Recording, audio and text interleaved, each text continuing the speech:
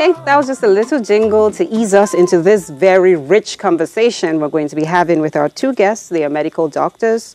We have with us, ladies first, Lamuela Chin. Good morning. Good morning, ma'am. Thank you for having me. Welcome to Cameron Feeling. Thank you very much. And right next to me, I have Mr. Sia Freddy. You are welcome. Thank you. Thank you so much. And you're both representing HeartSavers Initiative.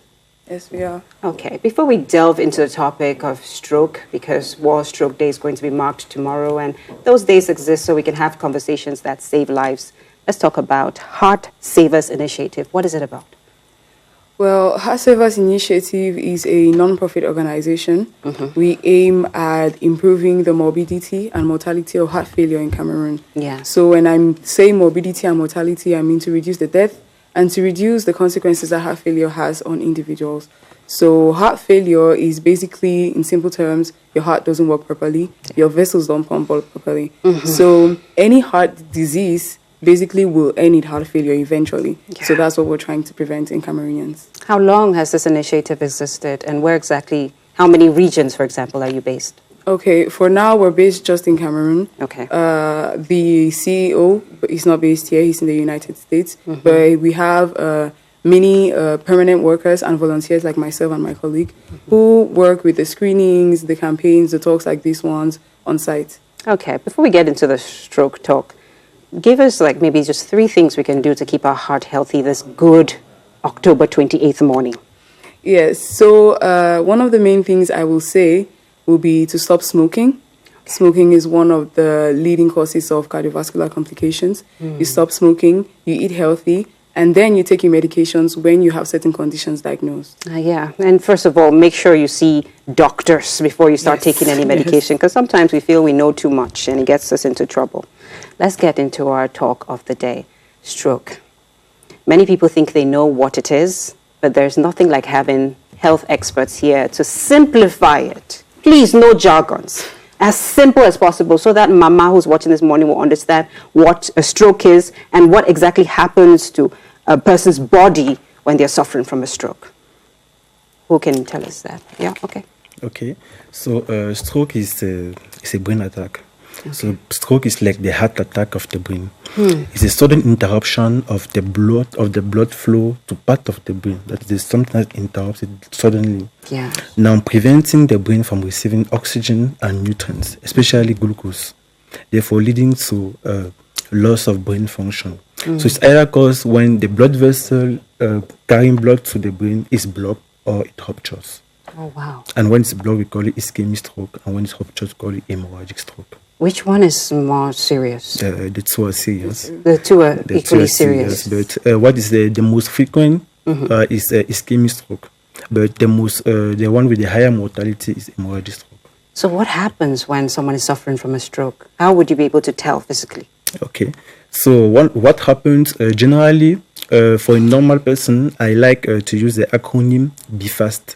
BFAST. Okay. The B stands for balance. That is, you are with somebody and there's a rapid loss of balance. That is, it's not capable of standing like straight, like you just fall like directly like that. The F stands for face. You realize that one part of the face is shifted to other part. Okay. The A stands for arm. He's not capable of raising the arm, or maybe there's a weakness. Wow. And then say B first. And then the S stands for speech.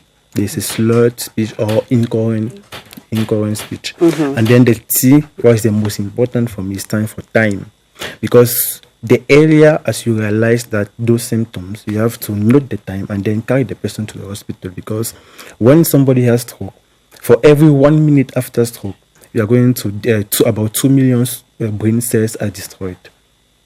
Wow. 2 million brain cells are destroyed each minute after stroke. That's why it's important to bring the person directly to the hospital. Okay. So let's just have a scenario where you at home, unfortunately, we don't wish that, you notice that someone next to you is suffering from a stroke. What is that person supposed to do?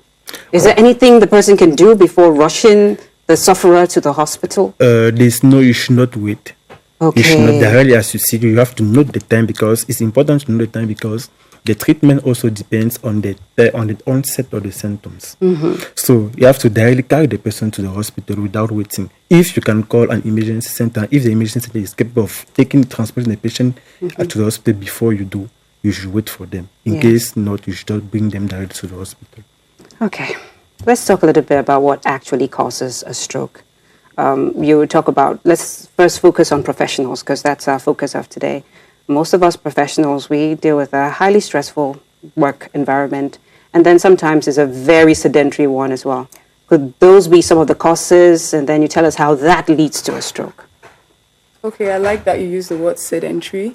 Maybe many people don't know what sedentary means. It just means that you sit down and you don't do anything. Yeah. So you might think that you work so hard, maybe that's enough physical activity for you, but sitting in front of an office for 8-9 hours a day is not work.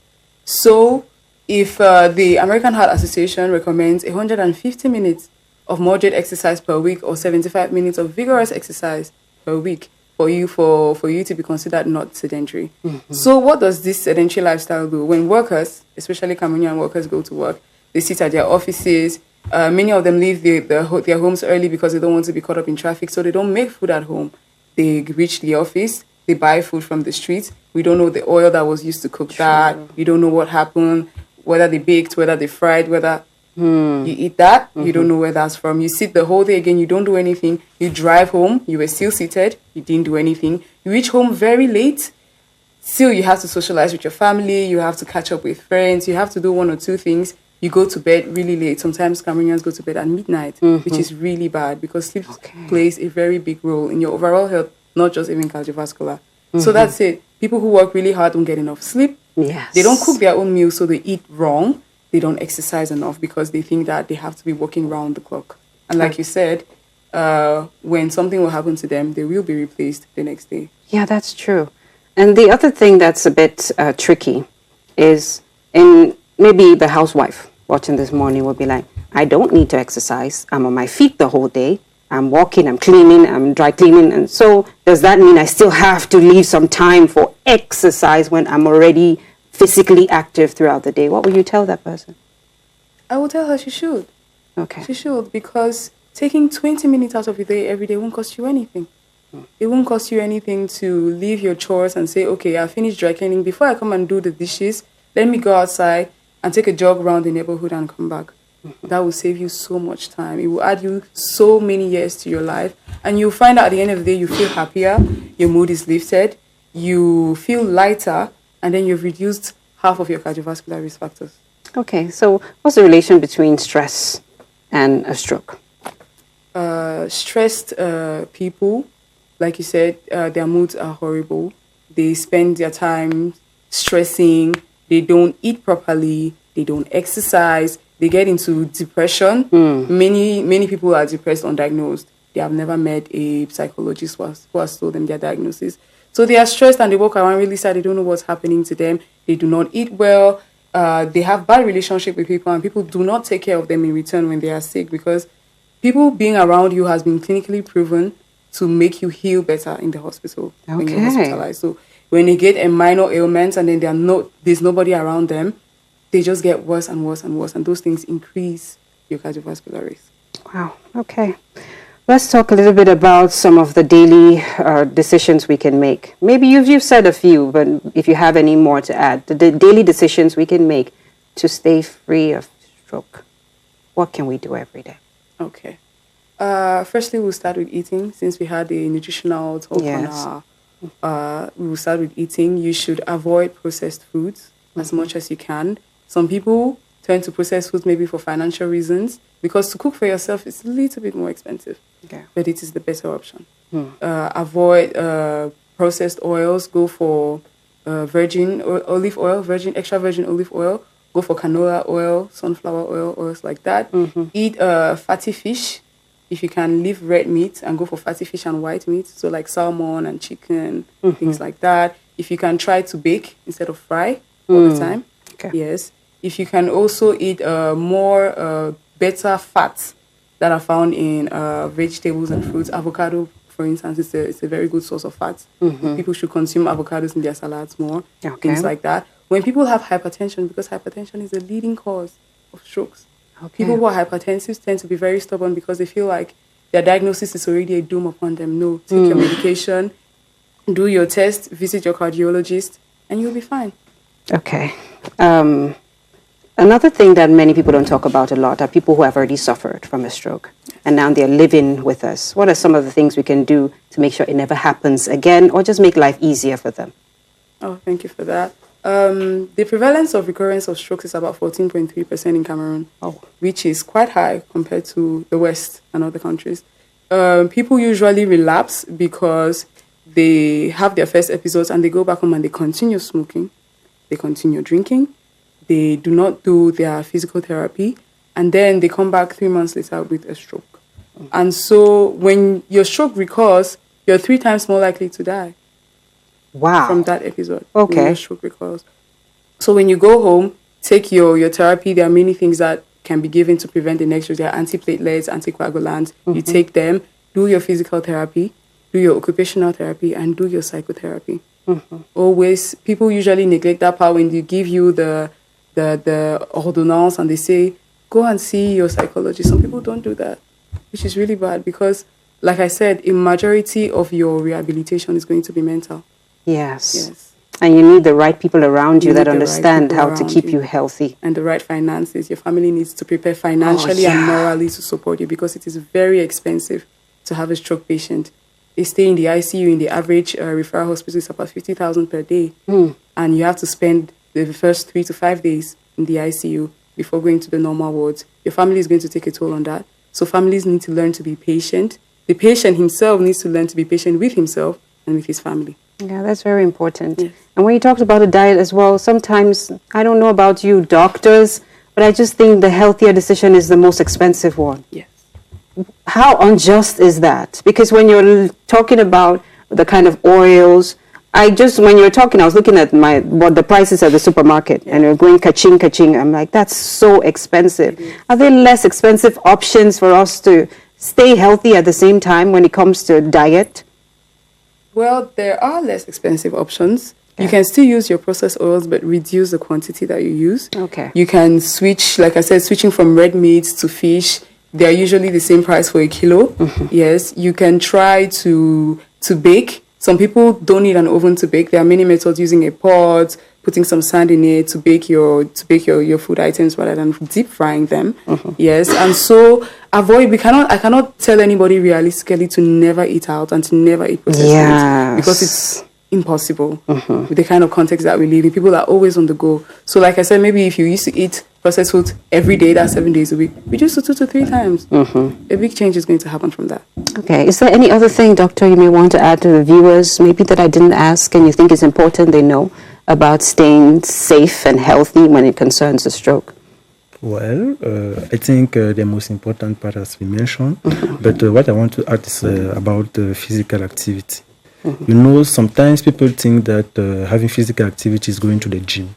You know, that's not the case. Sometimes even 30-minute trek can increase your lifespan. Some studies, I think in 2022, has proven that for a 1 hour walk, when you walk for 1 hour, you improve your lifespan for 1 month. Yes. That is, for each 1 hour you are walking a day, you are increase your lifespan for a month. So that's something that you should not wait to have money to go to the gym. Just instead of taking care every day, please just move. You have to just active, because when you're active, that's how the blood circulation in your body is easier and all the rest. So it's important. Thank you, doctor, for that. Those are less expensive options. It's very important to highlight these options that are less expensive.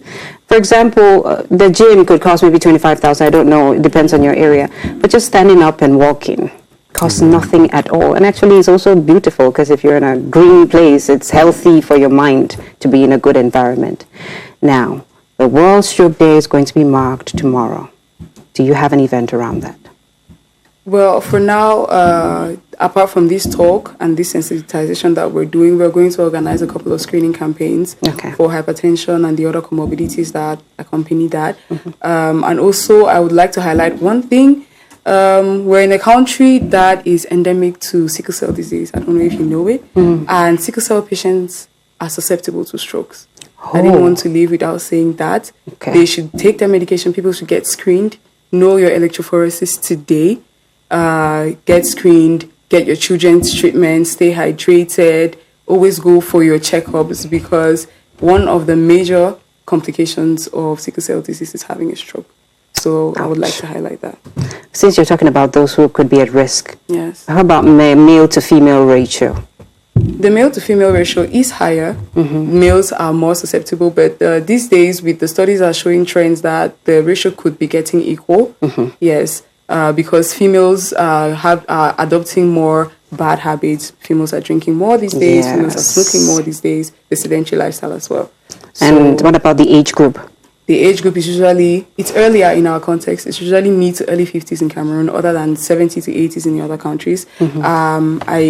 It's maybe because we have worse lifestyles or the genetic makeup, because strokes and other cardiovascular risk factors are higher in Black people.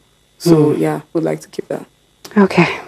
See, this is so gloomy and sad. Doctors, please say something nice to us concerning the stroke, or anything maybe that we're doing right we should continue doing. Because I don't want the gloom to be what stays with you this morning. What can you tell us? Well, I can say there is hope. There is hope these days, because in our consultations, and we are seeing more and more people coming to say, oh, doctor, just check my blood pressure. I have no problem. People should continue doing that. Oh, I heard that my grandmother had diabetes. Please check my sugar. People should continue doing that. I'm seeing a trend in that, and it's really good. Yes. Many people are eating more vegetables, eating less salt. They should continue doing that, even without anybody asking them, they're doing it. So I can applaud everybody for that. Thank you. Perfect way to wrap up this very enriching conversation on stroke. If you're just joining us, we're in conversation with Lamuela Chin, Dr. Lamuela Chin, and Dr. Sia Freddy. I can't let you both go without responding to our question of the day. As quickly as you can, we have just 1 minute. What's one habit that instantly makes someone appear more professional to you? Discipline. Discipline, love that. Well, there's a cheeky smile on your face. What is that one good habit? You just see someone, you're like, that's professional. Respect of time. Yes, respect of time. Are you punctual? You watching this morning? Because we are punctual, and it's about time for the news. So we're going to take a break immediately after the news in the English language. We'll come back. There'll be Ask the Expert with Kembe Gochi.